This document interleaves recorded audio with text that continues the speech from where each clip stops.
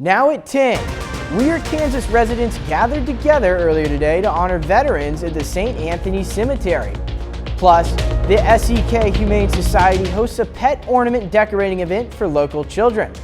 And a special guest makes a stop at the Webb City Farmers Market before Christmas Eve. The 4 states' most watched news starts now. Thanks for joining us tonight. I'm Cale Chapman. The Southeast Kansas Humane Society hosted an ornament painting event for the kids today. The ornaments were animal themed. The event offered more than just ornaments though. The Humane Society talked about how to take care of adopted animals and what their initiatives do in the community. For kids and everything, it's an after hours, so it's a little bit more privated where we can really engage with the community and we can answer as many questions as possible. But to see so many kids gathered, especially after the pandemic, and we get to come back to what we do best, and it's providing educational experiences on what our future will continue to do for another 50 years, hopefully, that's everything to us. This event was part of the SEK Humane Society's Junior Humane Society program. And Santa made a special appearance at the Webb City Farmers Market today. The farmers market included breakfast, coffee, and Mexican hot chocolate, as well as fresh produce from local farmers. Christmas shoppers still in need of gifts were able to shop at a variety of locally made gift items like hand-sewn doll clothes, glass art, and much more. I mean, it's really our community showing up. People want to come out, they want something to do, and so they can come out, find a nice warm area to walk around in, meet friends, enjoy their time with their families. It just adds to a winter experience. The market is open every Saturday from 9 a.m. to noon. Sam Lane joins us with a first look at the weather. Yeah, it's a good weekend to get out there and do some last-minute Christmas shopping, as it's been nice weather as far as the sunshine goes. A little bit on the cool side, but a jacket should take care of that. Radar right now is all clear, but that's going to be changing over the next 24 to 36 hours. But tonight we're going to see mostly fair skies with temperatures dropping down through the 20s all the way down to 20 degrees by tomorrow morning. So tomorrow, a mild Sunday. It's going to be the warmest day that we're going to have in quite some time, so get out and enjoy it. Then on Monday, we have a system moving through which will give us some snow and a mixture, and then a bitter cold wave right behind that, and that has implications for a possible white Christmas, and I'll have all the details on that in just a little bit. All right, well, thank you, Sam. Some Weir, Kansas residents gathered together earlier today to honor veterans at the St. Anthony Cemetery as they received wreaths from Wreaths Across America. KOAM's Yana Hatala talked with an organizer and a volunteer about the importance of this ceremony and has more. I actually logged on to the website a couple weeks ago. Before today, I was going to buy a couple of wreaths for my great uncles and my gramps who have served, and I noticed that, you know, our small cemetery wasn't one of the options. Alex Weesey knew the town of Weir would have no issue raising wreaths for every veteran at the St. Anthony Cemetery. Within a couple of weeks, she had worked with her cousins to count the amount of veterans, coming up with a total of 32. By the time we just started getting with a lot of our family members, we have a pretty big family, and then a lot of community members in Weir as well raised all the funds for everything. A lot of Alex Weesey's family members are buried at the cemetery, including 4 great uncles, all who have served. It's just a really great feeling knowing that we can honor, all of those that have given the ultimate sacrifice. Taylor Kravitz volunteered to speak during the ceremony. We just talked about remembering those that have served our country and those that are currently serving, and also the families too. They endure a lot while those people are overseas fighting for us, and how can we just reflect upon that, especially during this holiday season. It's always important that we give back to the community, one, but also to recognize that freedom in this country isn't always free, and how can we honor those who have served our country. Weesey and Kravitz say this won't be the last time they host the event. I think this is going to be a new tradition for us, and I'm excited for all the years to come to continue to lay and honor and teach, the wreaths across America. In Weir, Yana Hautala, KOAM News. Officials say around 50 participants gathered for the event. Sweezy and Kravitz hope to get more of the community involved each time they host the ceremony. We take time now to honor a local veteran. Troy Moore served in the Army in Afghanistan and in Qatar. from 2011 to 2012, and then a second time in 2013 to 2014. The Joplin native was in the Apache Troop 4th Infantry Division. Moore received medals for his time abroad and for good conduct. To Sergeant Troy Moore, we thank you, a 4-state hero. And coming up, Kansas lawmakers met once again to discuss medical marijuana legislation. The January 6th committee will reportedly recommend criminal charges against former President Donald Trump. I'm Cristian Benavides with what to expect on Monday's public hearing. After laying out its evidence in 10 public hearings, the House January 6th committee will meet next week to finalize its work investigating the Capitol riot. Politico was first to report that the committee is about to recommend unprecedented criminal charges against former President Donald Trump. CBS News correspondent Christian Benavides reports from Miami. The January 6th House panel reportedly is expected to vote to recommend that the Justice Department pursue criminal charges against former President Donald Trump. We're going to walk down to the Capitol. The central cause of January 6th was one man, Donald Trump. As first reported by Politico, potential charges against Trump include insurrection, which is an uprising aiming to overthrow the government, as well as possible charges of obstructing an official proceeding and conspiracy to defraud the United States. Donald Trump was a guy who just would not take no for an answer from the American people and set about to overthrow an election. The referrals could also include other members of the former president's inner circle. The committee could reveal its decisions when it meets publicly Monday afternoon. I think it's an important decision in its own right if we go forward with it, and one that the department ought to give due consideration to. Any recommendations the committee makes do not carry legal authority, but they could put pressure on federal prosecutors making the call on whether to move forward with any cases. Cristian Benavides, CBS News, Miami. On his Truth Social site, Trump on Saturday repeated false claims that the 2020 presidential election was crooked, rigged, and stolen. Kansas lawmakers met Thursday to discuss the details of getting medical marijuana legislation across the finish line.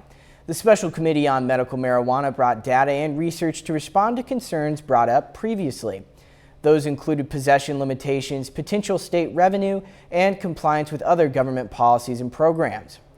The committee says that the real hurdle is getting it through the Senate. They're going through a lot of changes right now, and I'm not too sure if this is an issue that is a priority to them, but I know Kansans have been very loud that they want us to pass medical marijuana in the legislature.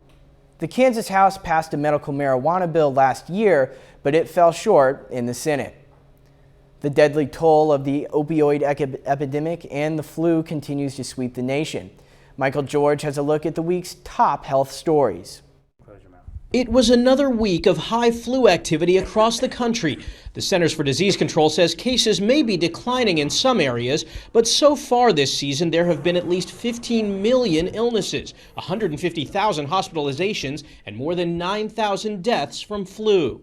The opioid epidemic is killing young Americans at an alarming rate. According to the CDC, overdose deaths have increased by 94% since 2019 among people between the ages of 14 and 18. Most of those deaths involved illegally manufactured fentanyl. And a new study confirms that long COVID can be deadly. A government report finds more than 3,500 people have died from illnesses related to the lingering effects of the virus. The authors say that number is probably an undercount. Those are some of the week's top health stories. Michael George, CBS News, New York. A little later, we go to Houston, home of the oldest male orangutan on the continent. We have lots of sunshine on the forecast for tomorrow, but things are going to change dramatically after that. All the details when we return.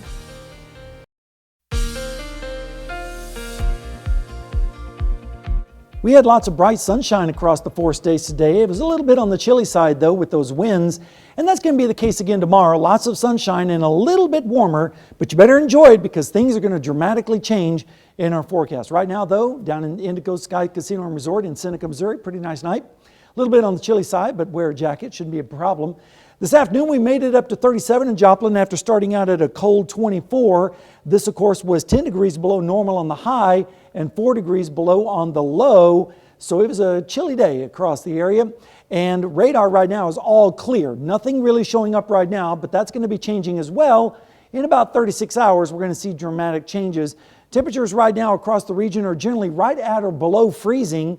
31 in Nevada, Stockton, Lamar, pretty popular number, 31 also in Fort Scott, 32 over there in Sedan. And temperatures are generally running around 3 to 5 degrees colder tonight than they were last time at this hour. And temperatures, as far as the wind chill, this is what it feels like when you factor in the wind, teens. Up to the north, check out Fort Scott with 16, feels like 19 in Nevada and in Stockton.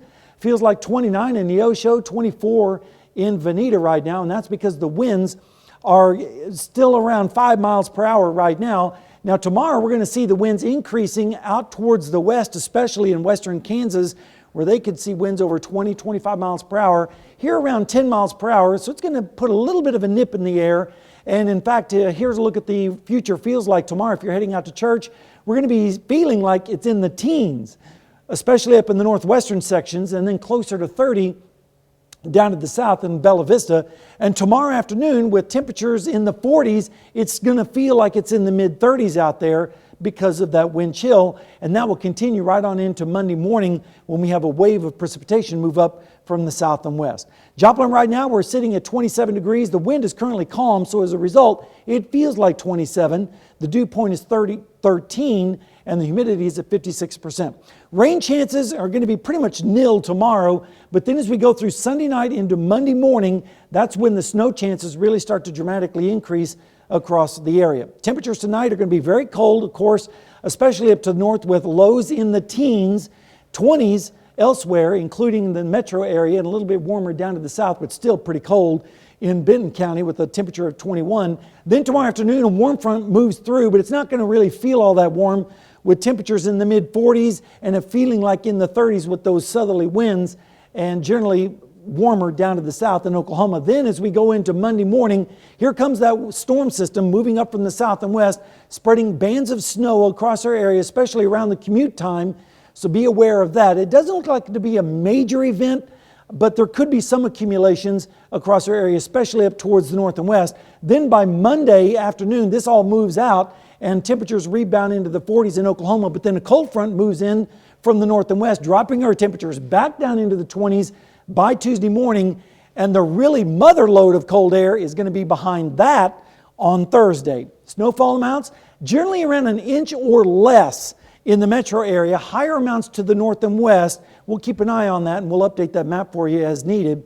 Then if we take a look down the road, here comes that storm system coming out into the plains on Monday morning. That rapidly moves away, but then the cold air is sitting up here in Canada and it's going to move southward, and it's going to be bone-chilling cold. In fact, here's a look at the 7-day forecast. The snow on Monday, then it turns a little cooler on Tuesday, and then Wednesday, 34, but then temperatures drop like a rock Wednesday night into Thursday morning. We're looking at temperatures below zero on Friday morning. And that -1 may need to be adjusted looking at some late data. It could be like -5, -6 around here on Friday morning with highs only in the single digits to 10 degrees. So yeah. Does that answer your question of how cold is it going to be? It's pretty bad. Yeah, I think bone chilling is a great way to describe that. Absolutely. That's nuts right there. Yep. Well, still ahead, Webb City Basketball hosts the 4 States Challenge tonight. And the Pitt State women tried to hand 17th ranked Central Missouri its first loss of the season. Jacob Leonard has those highlights and more next.